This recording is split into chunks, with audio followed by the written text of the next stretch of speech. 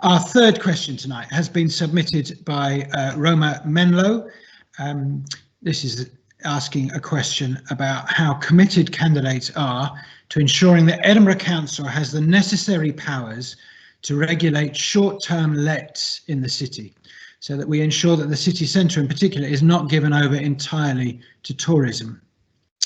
I'm going to ask Fred to kick us off on this question of getting the balance right between tourism and local communities. So I think we have a start here. We've had a bill in the Parliament to regulate short-term holiday lets, but it's not good enough. And one of the areas it's not good enough is it doesn't recognise that the conversion of a flat, particularly a stair, to a short-term holiday let is a change of use.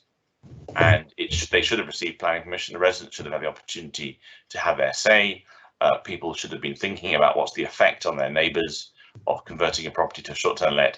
And one of the problems with the scheme that's currently produced by the SNP is it doesn't enable councils to carry out planning enforcement for these properties, which are not new. They've been going on for years. And I want to remember a scheme that happened when houses and multiple occupation came in the early 2000s. The Labour Liberal Democrat government then funded the City of Edinburgh Council to give it the staff and the teams it needed to go out and license the properties properly.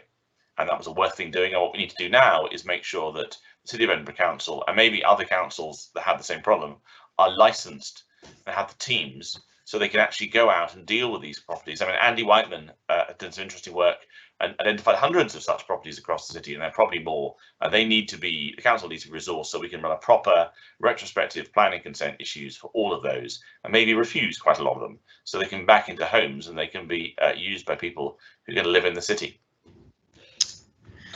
Thank you very much, Fred. Daniel, your thoughts on this issue? Look, I'm really pleased this has come up as a question, and I alluded it to in a previous answer. In Edinburgh Southern alone, 6% of residential addresses are registered with Airbnb. 6%. It's absolutely huge. And when you have that proportion of the housing stock taken out, it has a direct knock-on impact on the cost of living. So I'm not just committed to dealing with this in this Parliament. I was committed to dealing with this in the last Parliament. I supported the amendments that went into the planning bill that were rejected by the SNP government that would have enhanced the powers around the planning regime that Fred alluded to. And I regret that they withdrew some of the proposals that they had initially brought forward to changes in licensing, because we need both of those things. We need control around change of use. And then once these properties are in use for short-term lets, we need control over both their number and the standards by which they're implemented. And we need to be able to take some which are currently in use for short-term let back into residential use. So those are the powers that they need. That's what I want to see in the next Parliament, and that's what I'm committed to. Thank you very much. Next, we'll hear Angus's thoughts on this issue. Well, thank you very much. And I speak as somebody who lived on the Old Town for some time, and my father, until recently, has also been living in the Old Town. So I have personal experience of what it's like to live in a community that has been hollowed out increasingly over recent years. And Edinburgh is one of the most extreme examples of short-term lets impacting on both communities and on property, and that's why the Scottish Government has been committed to getting the right regulations in place to have the appropriate impact on a workable scheme going forward. And I'm delighted that there are other colleagues on this panel who are clearly also keen that this issue is sorted out. It is not sustainable. We need appropriate and muscular regulation to make sure that it doesn't remain in the situation that it has. One of the side effects, incidentally, of COVID is that a significant proportion of short-term lets have gone back onto the longer-term market as well. And I would prefer for them to remain there so that people can actually access rented properties and it doesn't drip back into the short-term let sector. It's going to be a big issue in the next Parliament, hopefully with agreement across the panel, it's something that can be sealed and delivered, and we can get the appropriate balance in Edinburgh between the rental sector for everybody and allow communities to flourish again, whilst at the same time acknowledging that there is a role for limited short-term lets. Thank you very much, Angus. Miles, how would you address this issue? Thanks, John. This has been an issue which has dominated really the last 5 years, and there's been a lot of cross-party work in the last Parliament, but it was only really the end of the Parliament when we saw a rush of legislation that the planning bill was brought forward, and the amendments in horse trading which went around that, I don't think it's delivered the outcomes we were all looking for. Now, Edinburgh City Council themselves have been sort of sitting on their hands for 5 years while the Parliament's been discussing this and not been able to look towards how they're going to scope, especially the city centre. But like Angus has mentioned, I think there's an opportunity as we're coming out of the pandemic to look at those houses which actually have now been put into long-term rent and letting, and not necessarily look to go backwards. The Airbnb numbers need to start to be looked at, and I think all of us are in agreement on that.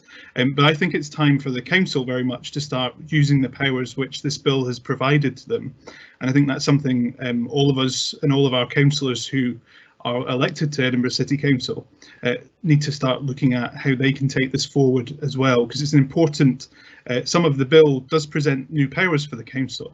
I think it's time they started to use them. Thank you very much, Miles. And lastly, Alison. Yeah, thank you.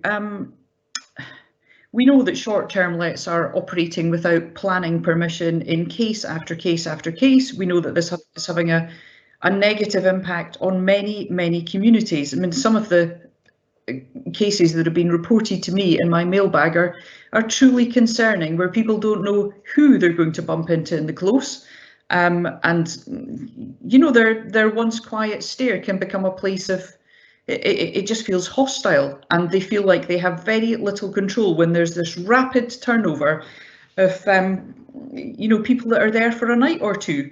The other impact this has, and this is why local and national government must start to take this more seriously. They must use the powers that they have, and they must start realising that this isn't a win-win situation. Some people will benefit, but our local neighbourhoods are being hollowed out. And why does that matter? Well, it matters because nobody's, you know, interested or able, or the numbers of people who might sit on a community council are reduced. The number of children who might attend a local school are reduced. The number of neighbourhood shops for folk who just want to get the daily essentials of life are reduced. You know, it just turns into a bit of a sort of weird, not real neighbourhood environment, very much a holiday village. And for that to happen in a World Heritage site like Edinburgh, I mean, I just think it is a tragedy.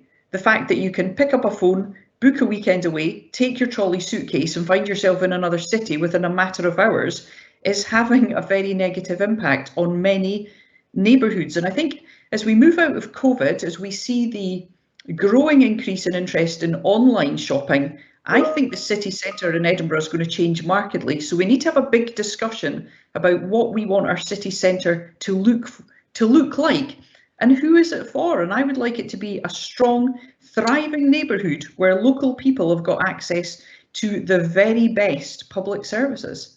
And that's not happening at the moment. There's an imbalance there for sure. Thank you. Thank you.